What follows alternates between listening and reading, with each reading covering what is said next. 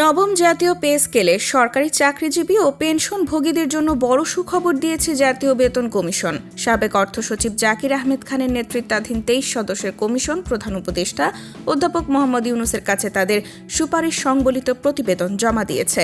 প্রতিবেদনে বিদ্যমান 20টি গ্রেড বহাল রেখে 100 থেকে 145% পর্যন্ত বেতন বৃদ্ধির প্রস্তাব করা হয়েছে।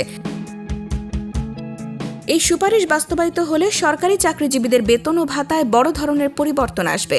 কমিশনের প্রস্তাব অনুযায়ী সরকারি কর্মচারীদের বৈশাখী ভাতা বাড়িয়ে মূল বেতনের 50% করার সুপারিশ করা হয়েছে।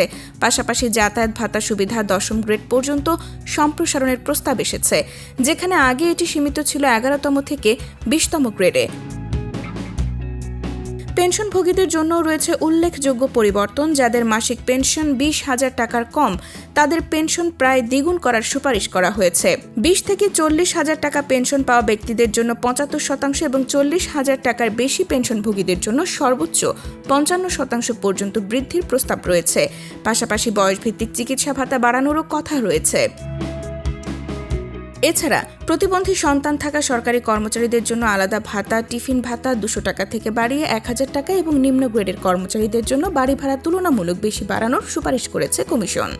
বেতন কাঠামোর দিক থেকে প্রথম গ্রেডের মূল বেতন 78,000 টাকা থেকে বাড়িয়ে 1,60,000 টাকা করার প্রস্তাব করা হয়েছে। একইভাবে দ্বিতীয় থেকে 19তম গ্রেড পর্যন্ত বেতনে প্রায় দ্বিগুণ বৃদ্ধির সুপারিশ রয়েছে। সব মিলিয়ে এই পে স্কেল কার্যকর হলে সরকারি চাকরিজীবী ও পেনশনভোগীদের জীবনযাত্রার মানে ইতিবাচক পরিবর্তন আসবে বলে মনে করছেন সংশ্লিষ্টরা।